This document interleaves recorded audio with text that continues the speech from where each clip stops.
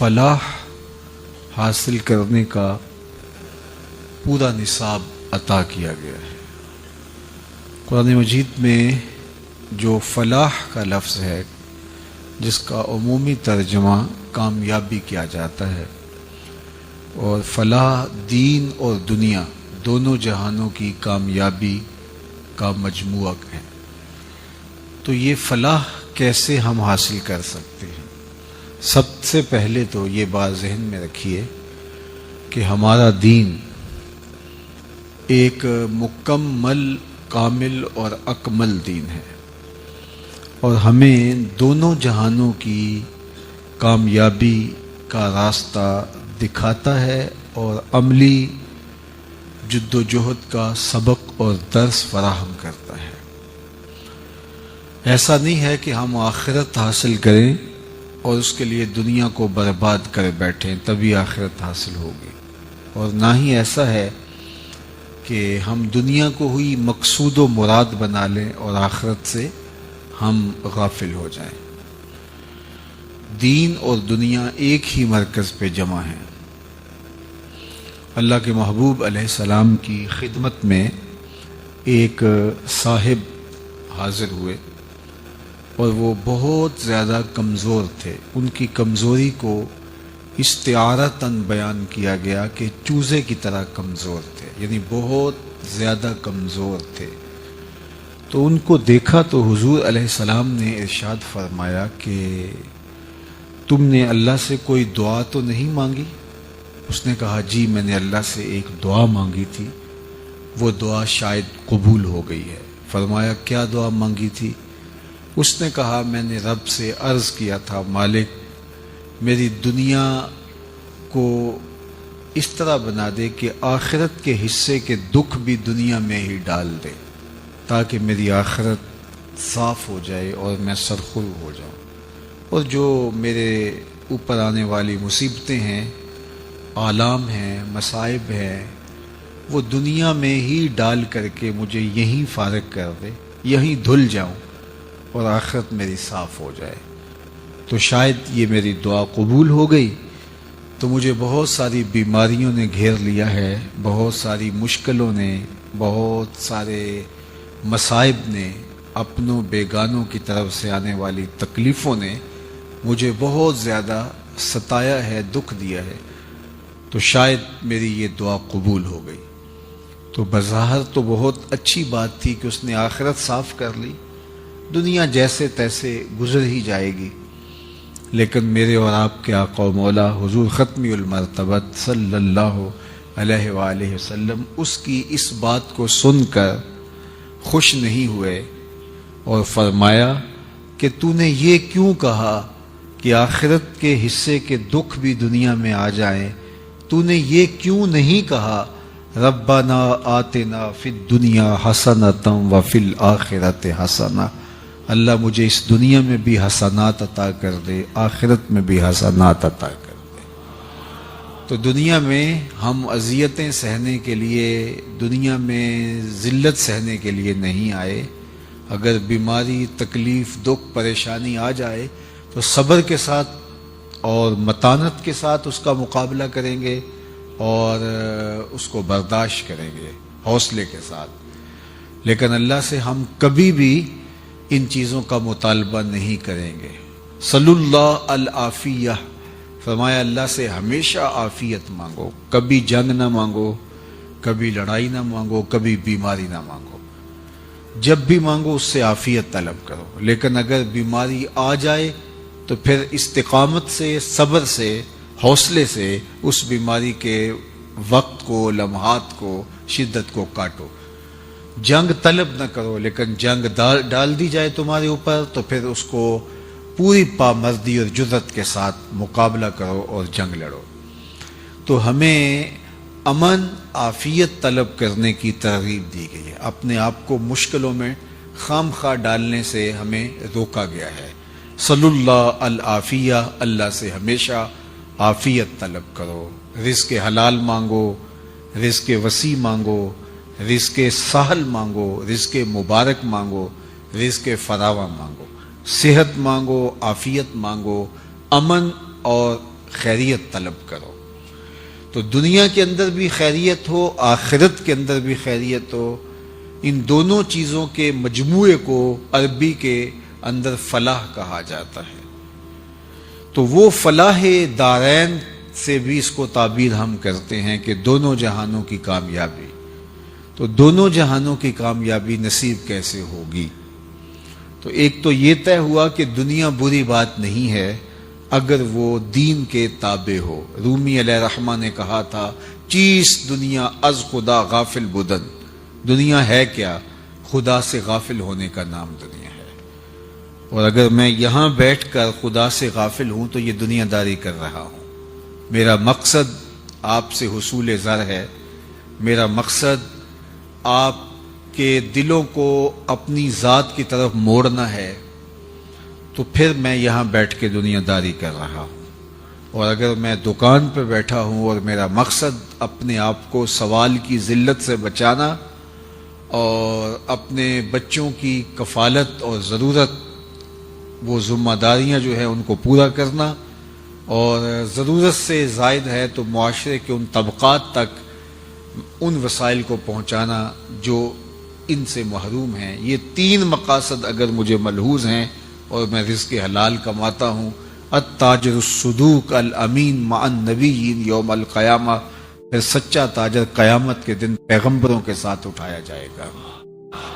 تو یہ نیت سے فرق پڑتا ہے۔ چور اور چوکیدار دونوں رات کو جاگتے ہیں، لیکن نیت کے فرق سے ایک چور کہلاتا ہے، ایک چوکیدار کہلاتا ہے۔ تو اگر میری نیت یہاں بیٹھ کر کے آپ تک اللہ کے سچے دین کا ابلاغ کرنا اس نیت کے ساتھ کہ اللہ کی مخلوق ہے اور میرا فریضہ ہے تو میں نے ان تک پہنچانا ہے، تو مجھے اللہ جو درجے دے گا، جو عطا فرمائے گا، تو وہ میرے اللہ کی رحمتیں ہیں، تو میرا یہ دین ہے۔ لیکن یہی کام اگر میں اس لیے کر رہا ہوں کہ میں آپ کے لوگوں، آپ کے دلوں میں گھر کر جاؤں اور میں آپ سے بہت ساری دولت آپ سے سمیٹ کے لے جاؤں، میرے دل کے کسی گوشے میں بھی مخفی چھپا ہوا یہ لالچ بھی ہوگا، تو یہ میرا کاروبار ہوگا، یہ میرا دین نہیں ہوگا۔ تو اس لیے دین اور دنیا یہ نیت سے بنتی ہے کہ میری دنیا کیا ہے۔ دنیا کو بھی دین بنایا جا سکتا ہے اور دین کو بھی دنیا بنایا جا سکتا ہے۔ تو مومن اللہ سے چاہتا ہے کہ میرے مالک میری زندگی ایسے ہو کہ میرا دین بھی دین رہے اور میری دنیا بھی سراپا دین بن جائے۔ اور وہ فرمایا ما وضع فی امرہ فیا صدقہ، جو تم لقمہ کما کے بیوی کے منہ میں رکھتے ہو وہ بھی صدقہ لکھا جاتا ہے، وہ بھی تمہارا دین بنتا ہے۔ حتیٰ کہ تم کھیتی لگاتے ہو، باغ لگاتے ہو، اس پہ پھل آتا ہے، بور آتا ہے، کھیتی آتی ہے، تو اس سے چڑیاں آ کے اپنے حصے کا دانہ چگ جاتی ہیں، تمہارے نامہ اعمال کے اندر وہ صدقہ لکھ دیا جاتا ہے۔ تم نے پانی کا حوض بنایا کسی ضرورت کے لیے، وہاں کوئی آ کے جانور سیراب ہو گئے، پی گئے، وہ تمہارے کھاتے میں صدقہ لکھ دیا جاتا ہے۔ تو مومن کی پھر دنیا نہیں ہے، مومن کا پھر دین ہی دین ہے، اگر اس کی نیت کا قبلہ ٹھیک ہو جائے۔ تو ہم اللہ سے عرض گزار ہوتے ہیں، مالک ہمیں اس دنیا میں بھی عزت دے، سرخروئی دے، ہم ذلیل ہونے کے لیے نہیں، ہم باوقار زندگی گزارنے کے لیے تیرے سے درخواست کرتے ہیں، اور آخرت میں بہترین عطا فرما دے۔ تو اس کے لیے اللہ نے جو جامع لفظ استعمال کیا وہ فلاح کا لفظ ہے۔ سورہ المومنون کا ابتدائیہ دیکھیے، وہاں بھی پورا ایک نصاب ہے 11 آیات کے اندر، قد افلح المؤمنون، وہاں پورا نصاب دیا گیا، اور یہاں بھی اللہ تعالیٰ نے فلاح کا نصاب دیا ہے، لیکن یہاں قدر اختصار کے ساتھ ہے۔ لہٰذا میں آپ کے سامنے اسی مضمون کو آپ کے سامنے رکھوں گا، قد افلح من تزکا، کامیاب وہ ہوا جس نے اپنے من کو ستھرا کر لیا، جس نے باطن کی ستھرائی کر لی، جس نے اندر کی پاکیزگی کا سامان کر لیا۔ ظاہر کو تو ہم سوار کے رکھتے ہیں، لیکن باطن کی طرف بھی کوئی جھاڑو لے کر آئیں اور دل کے میل بھی نکال پھینکیں، اور اندر کی ستھرائی، عفت، پاکیزگی اور پاک دامنی کا اہتمام کریں۔ یہ ہمارا رب ہم سے متقاضی ہے، اس بات کا ہم سے میرے رب کا تقاضا ہے کہ ہم اپنے اندر کو ستھرا کر لے۔ فلاح حقیقت میں اسی کا مقصوم ہے جس کی دنیا اور دین دونوں خوبصورت ہو گئے اور اس نے اپنے باطن کی طرف خاص طور پہ توجہ دی اور اپنا تزکیہ کیا۔ قد افلح من تزکا، کامیاب وہ ہوا جس نے اپنا تزکیہ کیا، جس نے اپنی صفائی کی، جس نے اپنے من کی پاکیزگی کے سامان کیے۔ حضرت عبداللہ بن عمر بن عاص رضی اللہ تعالی عنہ جلیل القدر صحابی ہیں، فرماتے ہیں کہ ہم حضور کی مجلس میں بیٹھے تھے، ہجوم عاشقاں تھا، تو اچانک حضور نے فرمایا کہ صحابہ اگر جنتی دیکھنے کا شوق ہے تو دروازے پہ دیکھو، جو پہلا شخص اب مسجد میں داخل ہوگا وہ جنتی ہوگا۔ تو کہتے ہیں ہم نے دروازے کی جانب دیکھا تو ایک بوڑھا بزرگ تشریف لایا، بائیں ہاتھ میں اس نے جوتا پکڑا تھا اور تازہ وضو کے آثار اس کے چہرے پہ حویدہ تھے۔ خیر مجلس اختتام کو پہنچی، ہم بھی گھروں کو لوٹ گئے اور وہ بھی واپس چلے گئے۔ دوسرا دن آیا، پھر مجلس جمی، پھر آقا نے دوبارہ ارشاد فرمایا کہ اگر کسی نے جنتی دیکھنا ہو تو دروازے پہ نظر رکھے، جو ابھی ابھی شخص دروازے سے مسجد میں داخل ہوگا وہ جنتی ہے۔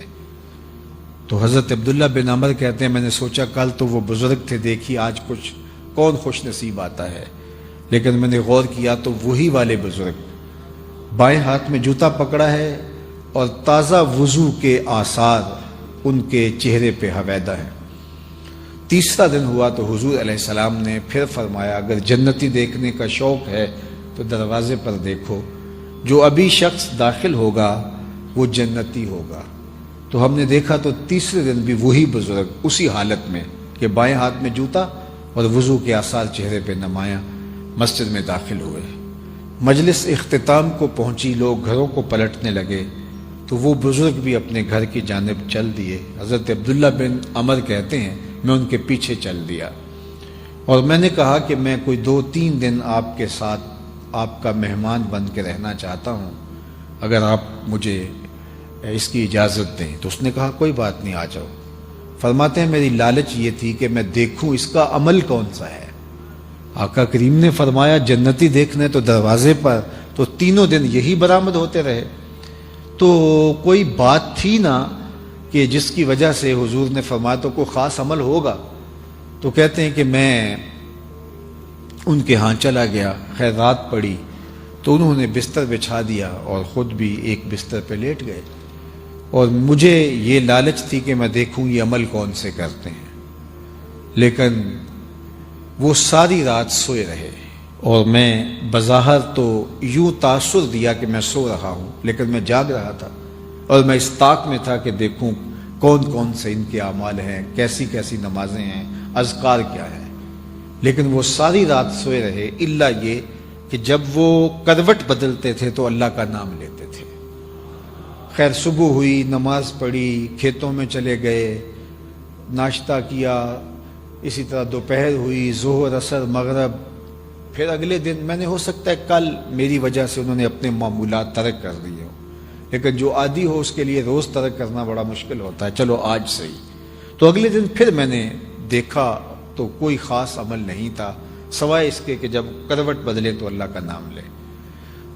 پھر دن گزر گیا، پھر تیسرے دن پھر میں نے طاق میں رہا کہ میں دیکھوں، لیکن تیسرا دن بھی انہوں نے رات سو کے گزاری اور کوئی خاص معمول ان کا نہیں تھا۔ خیر جب صبح ہوئی، ناشتہ ہوا، تو میں نے کہا کہ میں واپس جا رہا ہوں، میرے 3 دن پورے ہو گئے، لیکن میں ایک لالچ میں آپ کے پاس رکا تھا۔ آقا کریم نے فرمایا تھا جنتی دیکھنا ہے تو دروازے پر دیکھو، اور یہ 3 دن تک حضور فرماتے رہے اور 3 دن تک آپ کو ہی ہم دیکھتے رہے، تو ہمیں لگا کوئی خاص عمل ہوگا، لیکن 3 دن گزرنے کے باوجود ہم نے کوئی خاص عمل نہیں دیکھا، یا تو آپ نے چھپا لیا ہے اور یا پھر نہ جانے کیا ماجرا ہے۔ تو وہ بزرگ فرمانے لگے کہ عبداللہ بن عمر، میں تم سے کوئی عمل نہیں چھپایا، اور اگر تم اور بھی رکتے تو دیکھ بھی نہ پاتے، لیکن تم نے اتنی محنت کی ہے لہٰذا میں تمہیں خود بتا دیتا ہوں۔ تو کہتے ہیں کہ میرا مقصود میرے سامنے آنے لگا اور میں ہمہ تن گوش ہو گیا، تو وہ بزرگ کھڑے تھے اور مجھے کہنے لگے، اے عبداللہ بن عمر، یہ جو میرے سینے میں دل رکھا ہوا ہے نا، اس میں کسی مومن کا بغض نہیں ہے، یہ وہ عمل ہے کہ جو تم نہیں دیکھ پائے، اور دن بھی رکتے تو تم نہ دیکھ پاتے۔ تو آج ہمارا تو مسئلہ یہ ہے، ہمارے اوپر کچھ اور ہوتا ہے، ہمارے اندر کچھ اور ہوتا ہے، اور ہماری محنت اس کو صاف کرنے کی نہیں ہے، اس کو صاف کرنے کی ہے۔ میاں صاحب نے کہا تھا، شیشے اتے کٹا جمیا تے کنداں چاڑی جاندے، شیشے اتے کٹا جمیا تے کنداں چاڑی جاندے، جلداں نو اے سانپ کے رکھ دے ورکے پھاڑی جاندے۔ ہمارا سارا زور پیکنگ پہ ہے، لیکن جو اندر ہے اس پہ ہمارا زور نہیں ہے، جس کی وجہ یہ ہے کہ ہم اندر سے بہت کھوکھلے، بہت میلے کچیلے، بہت کمزور، بہت گندے، اور باہر سے بہت ستھرے، ہمارے لباس پر کریز بھی نہیں پڑی ہوتی، کوئی شکن بھی نہیں ہوتی، ہمارے بالوں میں بھی خوبصورت جو ہے وہ آرائش اور زیبائش ہوتی ہے، کپڑے بھی دھلے ہوتے ہیں، خوشبوئیں بھی اعلیٰ اقسام کی ہم استعمال کرتے ہیں۔ سارا زور پیکنگ پہ ہے، لیکن جو اندر ہے اس پر توجہ نہیں ہے۔ لیکن میرے رب نے کیا کہا، قد افلح من تزکا، کامیاب وہ ہوا جس نے اپنے اندر کو ستھرا کیا۔ تو ہمیں ساری توجہ اپنے اندر کو پاک کرنے کے لیے کرنی چاہیے۔ اب حضور نے صلی اللہ علیہ وآلہ وسلم نے ارشاد فرمایا کہ جس طرح لوہے کو زنگ لگتا ہے، اس طرح دلوں کو بھی زنگ لگتے۔ تو عرض کی گئی کہ حضور پھر اس زنگ کو اتارنے کا طریقہ کیا ہے؟ تو سنیے، حضور نے خود اس کا علاج بھی بیان فرمایا، لِكُلِّ شَيْءٍ سِقَالَةٌ وَسِقَالَةُ الْقُلُوبِ ذِكْرُ اللَّهِ، ہر شے کا زنگ کسی نہ کسی چیز سے اترتا ہے، اور دلوں کو زنگ لگ جائے تو اللہ کے ذکر سے دلوں کا زنگ اترتا ہے۔ اور اس آیت کریمہ میں بھی اللہ تعالیٰ نے اس زنگ کو اتارنے کا، من کو ستھرا کرنے کا طریقہ یہی بتایا، قد افلح من تزکا وذکر اسم ربہ فصلی، کامیاب وہ ہوا جس نے اپنے من کو ستھرا کیا اور اپنے رب کا نام جپا، اپنے رب کا ذکر کیا اور نماز پڑھی۔ اس کا من ستھرا تبھی ہوگا جب کثرت سے اللہ کا ذکر کیا جائے گا۔ تو چار چیزیں ہیں دلوں کے زنگ کو صاف کرنے کے لیے۔ ایک، کثرت کے ساتھ اللہ کا ذکر۔ دوسرا، حدیث پاک میں قرآن مجید کی تلاوت کا ذکر آتا ہے۔ قرآن مجید کی تلاوت یہ بھی ذکر کی ایک صورت ہے، اس سے دلوں کے زنگ اترتے ہیں۔ اور تیسری چیز دلوں کا زنگ اتارتی ہے کثرت کے ساتھ موت کی یاد، موت کا خیال مستحضر رہے کہ میں یہاں بیٹھ نہیں رہنا، تو اس سے دلوں کا زنگ اترتا ہے۔ اور چوتھی چیز جو کبریت احمر کا درجہ، سرخ گندک کا درجہ رکھتی ہے اور دلوں کے زنگ اتارتی ہے، وہ ہے صالحین کی صحبت، اچھے لوگوں کی صحبت، جن کو دیکھ کر تمہیں خدا یاد آئے، جن کی صحبت میں بیٹھ کے رغبت دنیا کم ہونے لگے اور رغبت آخرت بڑھنے لگے۔ ایسے لوگوں کی صحبت حضرت شیخ احمد مجدد الفسانی علیہ رحمہ فرماتے ہیں کبریت احمر، سرخ گندک کی طرح ہوتی ہے، اور ایسے لوگوں کی صحبت کو غنیمت جاننا چاہیے، اور وہ بھی دلوں کے زنگ اتارتی ہے۔ تو چار چیزیں ضروری ہیں اپنے دلوں کو صاف کرنے کے لیے، کثرت کے ساتھ اللہ کا ذکر کرنا، قرآن مجید کی تلاوت کرنا، صالحین کی صحبت میں بیٹھنا، اور کثرت کے ساتھ موت کو یاد کرنا۔ فرمایا لذتوں کو توڑنے والی کو یاد کیا کرو۔ عرض کی حضور لذتوں کو توڑنے والی کیا ہے؟ قال الموت، فرمایا موت۔ تو موت لذتوں کو توڑتی ہے۔ تو سب سے پہلی چیز جو بیان فرمائی اور قرآن مجید میں تزکیے کے لیے جو نصاب دیا، اس میں وَذَكَرَ اسْمَ رَبِّهِ، اور اپنے رب کے نام کو یاد کیا، اپنے رب کے نام کو جپا، اللہ کا ذکر کیا۔ اب ذکر کا لفظ آپ اور میں سنتے رہتے ہیں، تو ذکر ہے کیا؟ ذکر کسے کہتے ہیں؟ تو اس پر تو ایک تفصیلی گفتگو چاہیے، لیکن میرے خیال کے مطابق ذکر کی سب سے بہترین تشریح حضرت امام ربانی علیہ رحمہ نے کی ہے، حقیقت الذکر رفع الغفلہ۔ آپ فرماتے ہیں ذکر کی حقیقت یہ ہے کہ غفلت کا زائل ہو جانا، یعنی انسان کو ہر وقت یہ خیال مستحضر رہے، ہر وقت انسان اس سوچ میں رہے کہ میرا کوئی خالق ہے اور میں اس کا بندہ ہوں، اور غفلت کا زائل ہو جانا اور استحضار اس کا رہنا، یہ ذکر ہے۔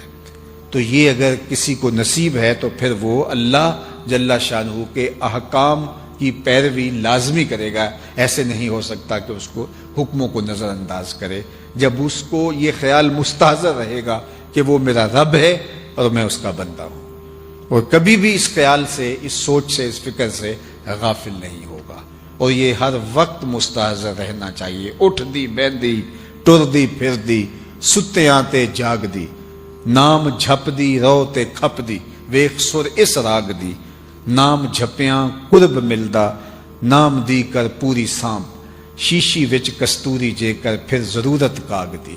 یہ سب کچھ اندر ہی ہے، یہ بدن کے اندر، تمہارے جسم کے اندر سب کچھ رکھا گیا ہے، اس لیے اس کا نام لوگے تو وہ جس طرح کستوری کا مزاج ہوتا ہے کہ اس کو جتنا رگڑتے اتنی خوشبو پھیلتی ہے، تو کثرت سے اس کا نام لوگے تو اللہ کی یادوں کی خوشبو پھیلے گی۔ اندر بوٹی مشک مچایا اتے جہاں پھلاں تے آئی ہوں، یہ وہی کیفیت ہے کہ کثرت کے ساتھ اس کا ذکر کیا جائے۔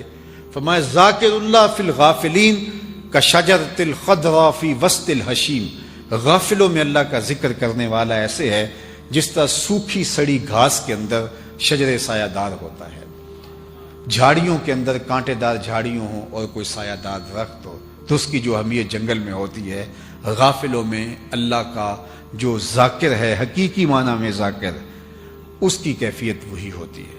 تو اس لیے ہم اگر اپنے باطن کا تزکیہ کرنا چاہتے ہیں، اندر کو صاف کرنا چاہتے ہیں، تو کثرت ذکر کے ساتھ ہم دل کی صفائی کر سکتے ہیں۔ حضرات صوفیہ کہتے ہیں کہ جب کوئی بندہ ایک مرتبہ کہتا ہے اللہ، تو اللہ تعالیٰ اس کی طرف 70 بار نظر رحمت سے دیکھتا ہے، اور جب وہ نظر رحمت سے دیکھتا ہے تو بندے کے کتنے گناہ جل کے راکھ ہو جاتے ہیں۔ تو اس لیے اگر کوئی چاہے کہ میرا دل ستھرا ہو جائے تو وہ کثرت کے ساتھ اپنے رب کا ذکر کرے۔ پھر اس کے بعد فرمایا فصلی، اور نماز پڑھے۔ نماز بھی ذکر کی ایک صورت ہے، اقم الصلاۃ لذکری، فرمایا کہ میری یاد کے لیے نماز پڑھو۔ یاد اللہ کے حضور حاضری ہے نماز، اور استحضار قلب کے ساتھ نماز انسان کے دل کے زنگ کو اتارتی ہے۔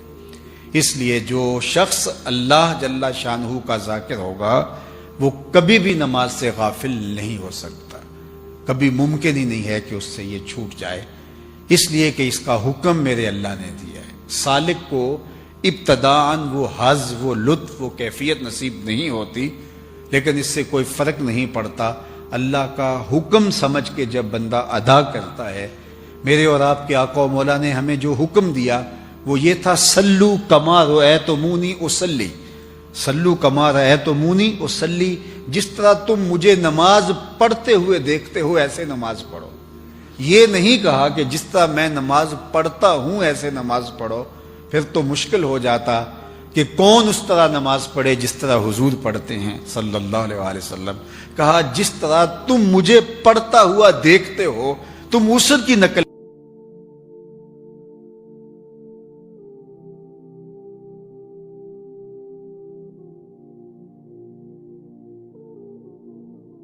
لطف نہیں آتا۔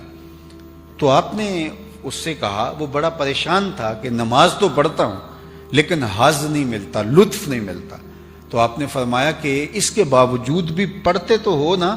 اس نے کہا جی وہ تو اللہ کا حکم ہے اور شریعت کی طرف سے لازم ہے میرے اوپر، وہ تو فریضہ ہے، وہ تو میں پڑھتا ہوں لیکن مزہ نہیں آتا۔ تو محدث کچھوچوی علیہ رحمہ جھومنے لگے، فرمایا واہ واہ، تم لطف اور مزے کے بندے نہیں اللہ کے بندے ہو، تمہیں مزہ نہیں آتا پھر بھی پڑھتے ہو، اس کا مطلب ہے تم مزے اور لطف کے لیے نہیں پڑھ رہے، تم رب کے لیے پڑھ رہے ہو۔ تو اس نے کہا حضور مجھے اس کا مزہ آ گیا، اس کا لطف آ گیا ہے۔ تو بعض کا ایسا ہوتا ہے کہ بندہ کہہ رہا ہے کہ یار میں پتہ نہیں میری نماز قبول ہے کہ نہیں، ٹکرے مار رہا ہوں، وہ کیفیت ہی نہیں ہے۔ تو وہ کیفیت نصیب ہو نہ ہو کنڈا کھڑکاتے رہنا چاہیے، کبھی تو در کھلے گا نا، یہ چھوڑنا نہیں چاہیے، اس کے حضور پیشانی رگڑتے رہنا چاہیے۔ یہ توفیق ہے، اس سے بڑھ کر کیا کہ وہ بندے کو اپنی چوکھٹ پہ بلا لے۔ لیکن ہم نے دیکھا ہے کئی باشعور لوگ، ان سے گفتگو کرو سیاست پر، ان سے گفتگو کرو معاشرت پر، اقتصادیات پہ بات چلے یا جغرافیے پہ گفتگو ہو، انسانی اخلاقیات اور اقدار پہ بات ہو یا کسی موضوع پہ، لگتا ہے کہ یہ اس دور کا افلاطون ہے۔ لیکن ہم دیکھیں گے کہ نماز کا وقت ہوگا تو چپکے سے کھسک جائے گا، تو یہ اتنی سی بات اس کو سمجھ نہیں آتی۔ تو یہ اللہ کی توفیق سے ممکن ہوتا ہے، جس کو وہ چاہتا ہے اس کو اپنی چوکھٹ پہ بلا لیتا ہے۔ جس زمانے میں بڑی گہما گہمی ہوتی تھی اسٹیشن کے اوپر، تو لاہور اسٹیشن کے سامنے ایک مسجد ہے، تو عصر کی نماز کا وقت تنگ ہو رہا تھا اور کلی نے سامان اٹھایا ہوا تھا بڑا پکا نمازی۔ تو جب مسجد کے قریب سے گزرنے لگا، میکلوڈ روڈ پہ کہیں اس نے جا کے سامان دینا تھا، تو جس کا سامان اٹھایا تھا اسے کہا کہ 2 منٹ لگیں گے، اگر تم کہو تو میں نماز پڑھ لوں، وقت تنگ ہو رہا ہے۔ اس نے کہا ٹھیک ہے، سامان رکھا۔ اب وہ بابا جی اندر نماز پڑھنے لگے۔ نماز تھوڑا جو ہے وہ بڑے سکون سے پڑھتے تھے، تو 4 رکعتیں بڑے سکون سے پڑھی، اور یہ بار بار وہ جہاں جوتے اتارتے ہیں وہاں سے جا کے اندر جھانکتا ہے کہ بابا جی ابھی آئے نہیں ہیں۔ تو خیر بابا جی نے سلام پھیرا، اور اس کے بعد تسبیحات فاطمہ پڑھنے کا بھی ان کا ذوق تھا، تو وہ جلدی جلدی پڑھنے لگ گئے۔ اس کے صبر کا پیمانہ چھلک گیا، کافی دیر سے انتظار کر رہا تھا۔ تو اب یہ تھوڑا سا اندر کی طرف جھانک کر کے کہتا ہے، بابا آ بھی جاتے نو کیڑی شے باہر نہیں آن دیندی۔ تو بابے نے پیچھے پلٹ کے دیکھا تو وہی صاحب تھے۔ کہا پتر جڑی شے تینوں اندر نہیں آن دیندی۔ تو یہ اس کی توفیق ہو تو سجدے کی توفیق ملتی ہے، ورنہ ہم نے دیکھا ہے جنازوں کے موقع پر مسجد کے قریب سے جنازہ اٹھ رہا ہوتا ہے، اور ظہر کے فوراً بعد جنازہ ہے، اور وہاں سے قبرستان لے جانا ہوتا ہے، اور کچھ لوگوں نے وضو بھی رکھا ہوا ہوتا ہے، لیکن اس کے باوجود بھی اندر باہر ٹہل رہے ہوتے ہیں، اندر نماز کی فرض عین پڑھنے کی توفیق نہیں ہوتی، اور فرض کفایہ پڑھنے آئے ہیں۔ تو اس کا مطلب کیا ہے؟ اللہ توفیق ہی نہیں دیتا۔ میرے والد گرامی سے کسی نے کہا حضور میں نماز پڑھنا چاہتا ہوں، صبح جاگ نہیں آتی۔ فرمانے لگے ارادہ پکا ہو تو نیند نہیں آتی، تم کہتے ہو جاگ نہیں آتی۔ صبح سبزی منڈی جانا ہو تو جاگ آ جاتی ہے۔ فرمایا کرتے تھے کچہریوں میں تاریخ ہو تو جاگ آ جاتی ہے، نماز کے لیے جاگ نہیں آتی۔ تو یہ ہمارے اندر کی کمزوریاں ہیں، ورنہ ایسا ہو نہیں سکتا کہ مالک کے حضور سجدہ ریزی سے انسان رک پائے۔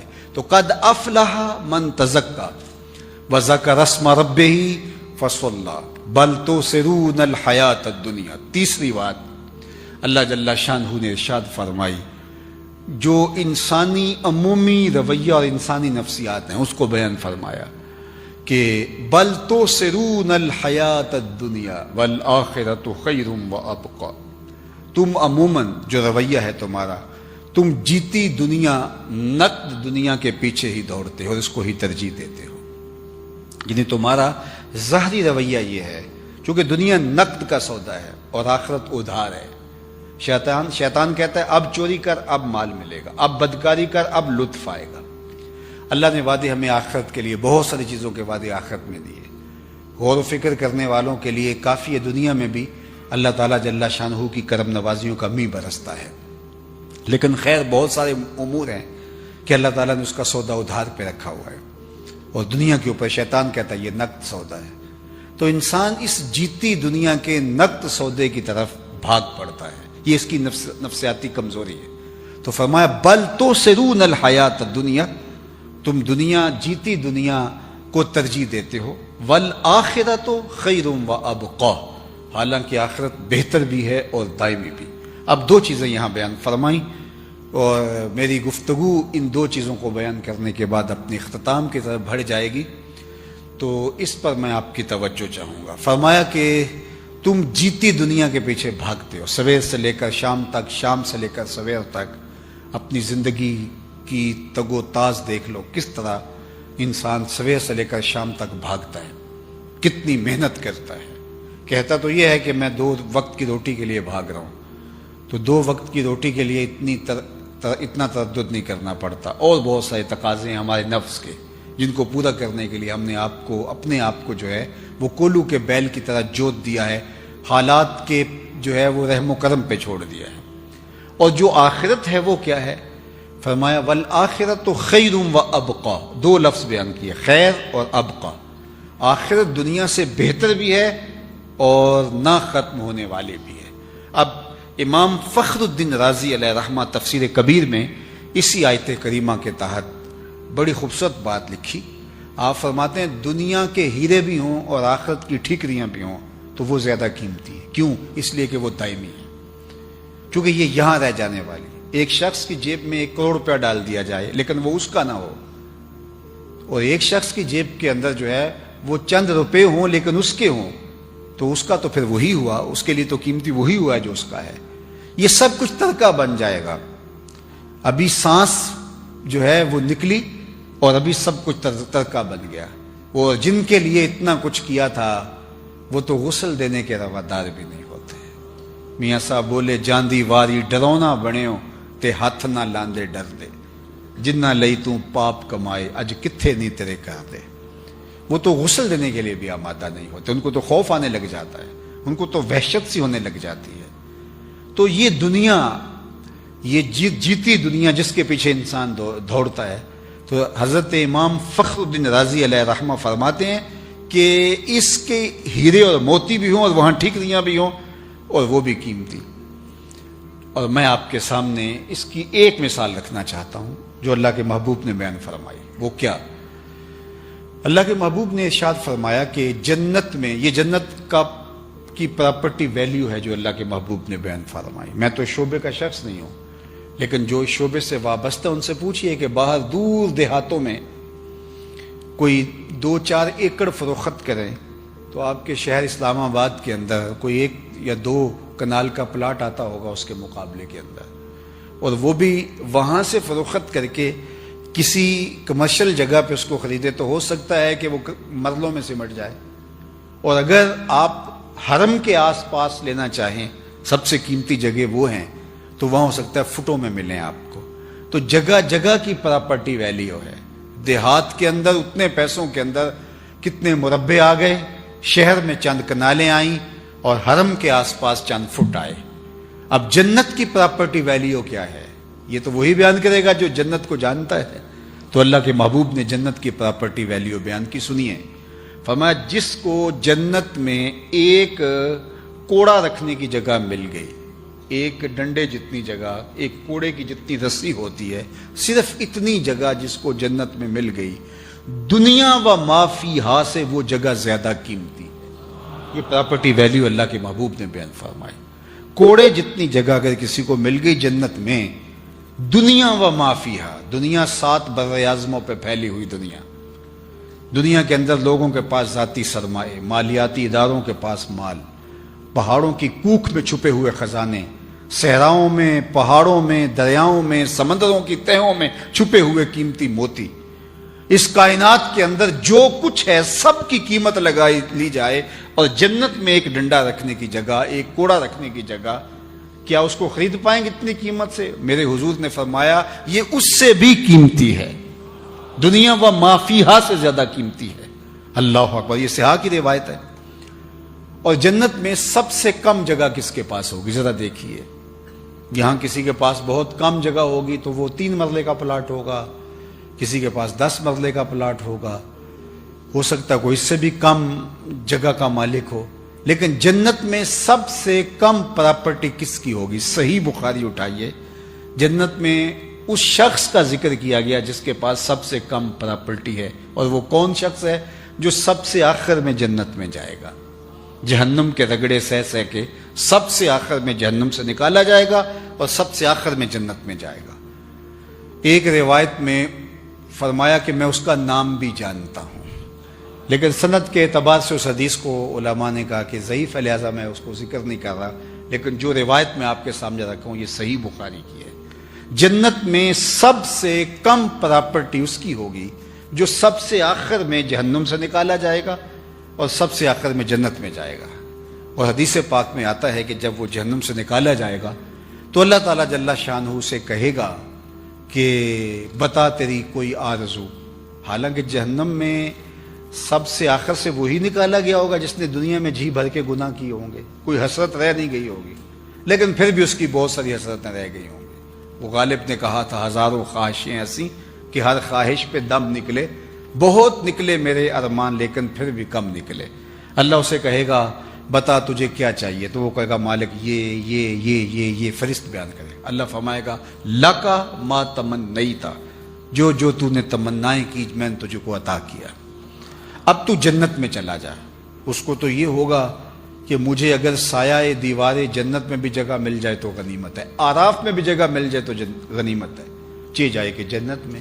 اور جنت میں بھی اگر جانا نصیب ہوتا ہے، کوئی جھونپڑا 2 مرلے کا مل جائے، کٹیا مل جائے تو کافی ہے، لیکن اسے کیا خدا کہے گا جنت میں چلا جا، اور جنت میں تیرے لیے اس دنیا سے 10 گنا جگہ ہے۔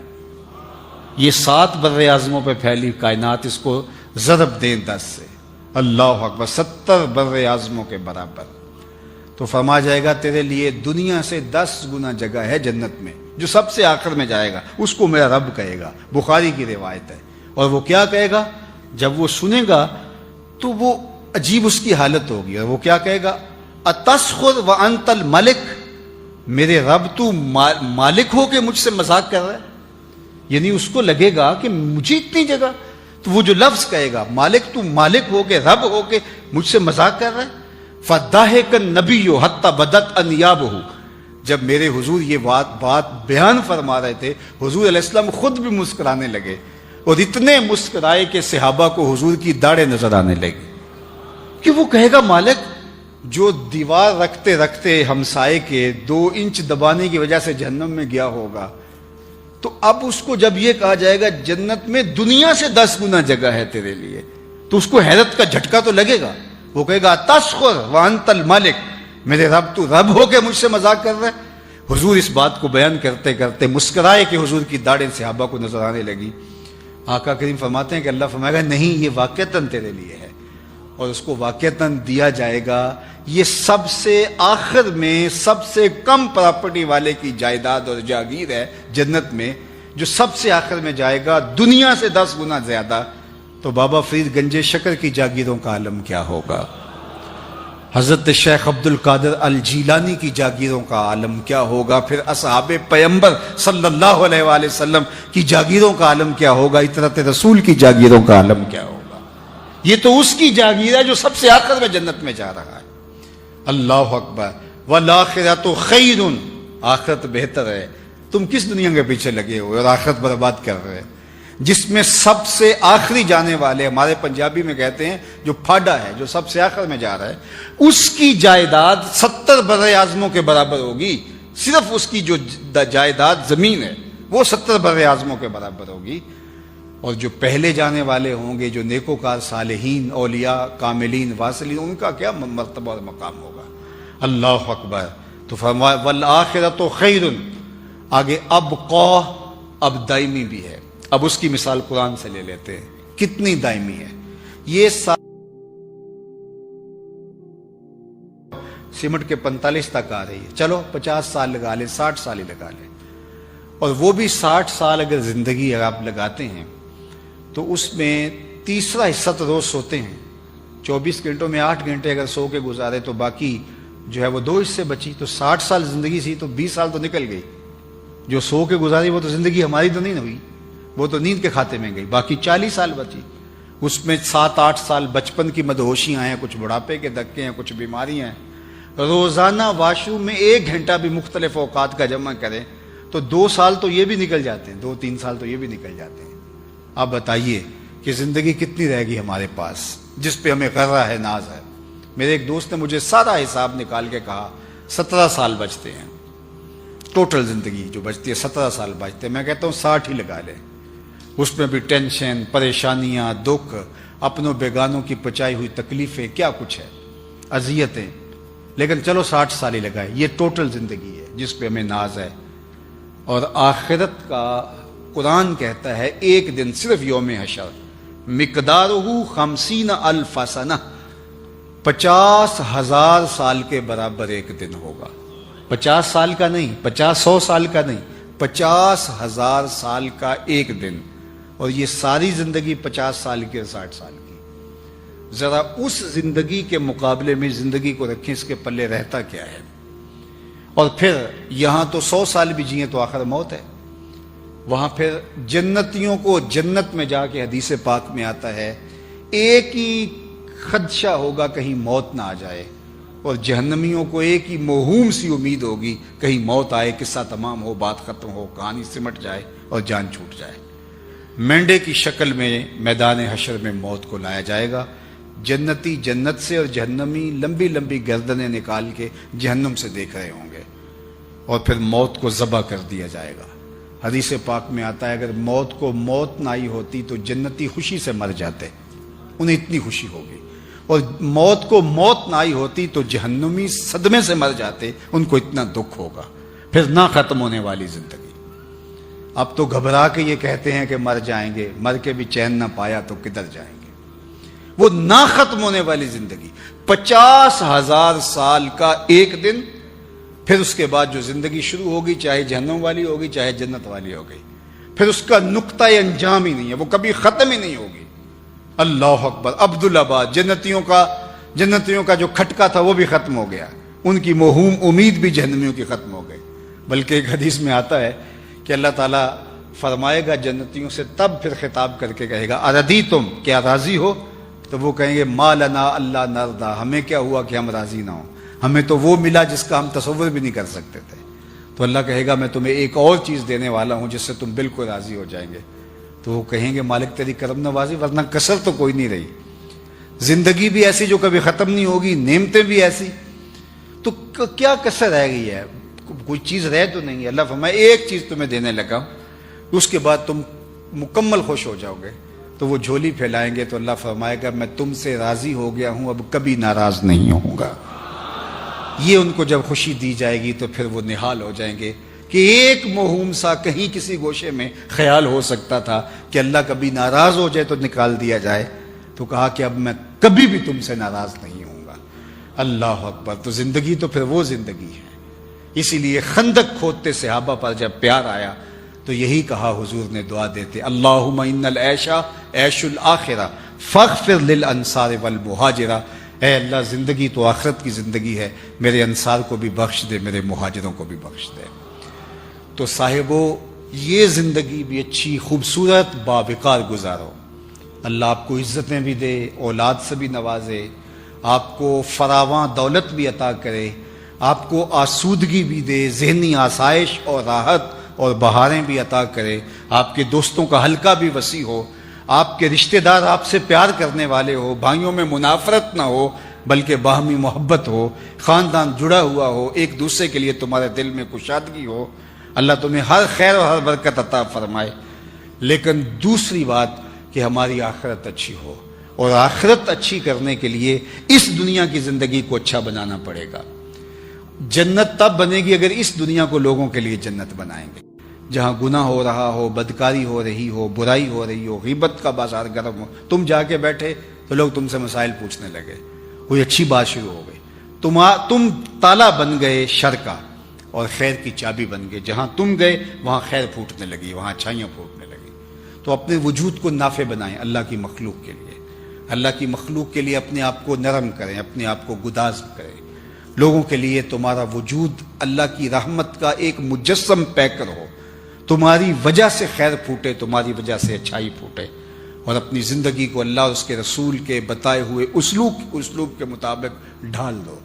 اپنے آپ کو اتنا مؤثر اور فعال بنا لو کہ تمہارے وجود سے پھوٹتی ہوئی برکتیں معاشرے کے اندر امن لائیں، سکون لائیں، طمانینت لائیں، اور خیر کے اجاگر کرنے کا آپ کا وجود ذریعہ ہو. تو فرمایا قد افلح من تزکا وذکر اسم ربہ فصلی بل تؤثرون الحیاۃ الدنیا والآخرۃ خیر وابقی.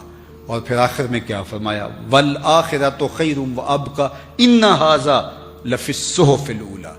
یہ جو ہم نے کہانی بیان کی ہے یہ صرف قرآن میں نہیں، قرآن سے پہلی کتابوں میں بھی، پہلے صحیفوں میں بیان کی گئی ہے. صحف ابراہیم و موسیٰ، ابراہیم اور حضرت موسیٰ پر جو صحیفے اترے تھے ان میں بھی ہم نے یہی لکھا تھا.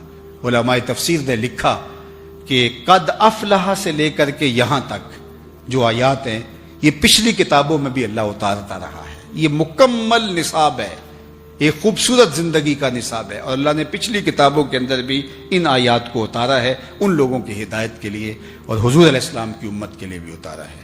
تو اس نصاب کے مطابق ہم اپنے آپ کو تزکیے سے، اپنے آپ کو تصفیے سے، باطن کی صفائی سے، اپنے سارے میل کچیل دور کر کے ایک صالح اور پاکیزہ زندگی جینے کا تصور لے کے آگے بڑھ سکتے ہیں.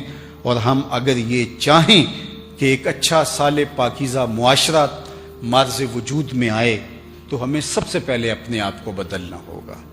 25 کروڑ لوگوں کی یہ آبادی ہے، اور پھر آپ کا شہر 1 کروڑ لوگوں پر مشتمل ہوگا مضافات ڈال کر کے، اور میرے سامنے اس میں سے چند ہزار لوگ بیٹھے ہیں. تو ظاہر ہے میری آواز سب لوگوں تک تو نہیں پہنچ پائی، صرف اتنے لوگوں تک. لیکن میں کہتا ہوں یہ صرف اتنے لوگ جتنے یہاں میرے سامنے بیٹھے ہیں یا باہر جو ہے وہ جن تک میری آواز پہنچ رہی ہے، صرف اتنے لوگ ارادہ کر لیں کہ کل سے ہم کسی کا دل نہیں دکھا، جو ہم نے سنا وہ زندگی گزاریں گے. صرف اتنے لوگ پکا عزم کر کے یہاں سے اٹھیں، آپ کا شہر آدھا کل سے ہی بدلا بدلا محسوس ہوگا. لیکن اگر ہم صرف کانوں سے سنا اور ہم نے مانا کہ واقعہ ہی جو ہے وہ صحیح کہا گیا ہے، لیکن ہم نے یہ ارادہ کیا کہ ہم عمل نہیں کر سکتے. اللہ تعالیٰ کے محبوب علیہ السلام نے ہمیں جو حکم دیا اس میں سمع اور طاعت دونوں چیزیں ہیں، یعنی سننا اور ماننا اور فرما برداری کرنا. ایک طبقہ تو وہ ہے نہ سمع کے دائرے میں آتا نہ طاعت کے بارے، وہ سنتا ہی نہیں ہے، اس کی اپنی زندگی اپنا جہان ہے. اور عمومی طور پہ یہ ہے کہ ہم سنتے ہیں لیکن طاعت کے دائرے کے اندر نہیں آتے. تو ایسا نہیں ہوتا کہ سننے سے کوئی فرق نہیں پڑتا جب تک ہم عمل نہیں کرتے ہیں. تو اللہ مجھے بھی توفیق دے، جو میں کہوں میرا عمل ہوگا تو پھر آپ کے کانوں سے نہیں دل تک پہنچے گا. از دل خیزت بر دل ریزت. اور آپ جب سنیں گے اور ارادہ کریں گے کہ ہم اس پہ عمل کریں گے تو زندگی ایک ایک عادت سے تبدیل ہوتی ہے، اپنے رویوں میں ہم تبدیلی لا سکتے ہیں. اللہ مجھے آپ کو اپنی رحمتوں کے سائے میں رکھے اور میرے وطن کی خیر کرے، اس مشکل وقت میں اپنی پناہ نصیب کرے. وآخر دعوانا ان الحمد. تر گئے یار جدائیاں والے،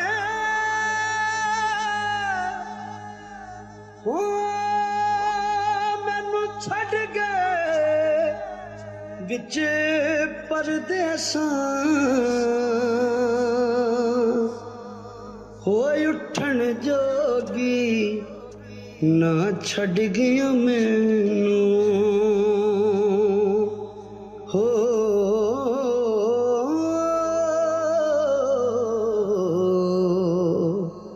بیٹھی ہنجواں ہار پروں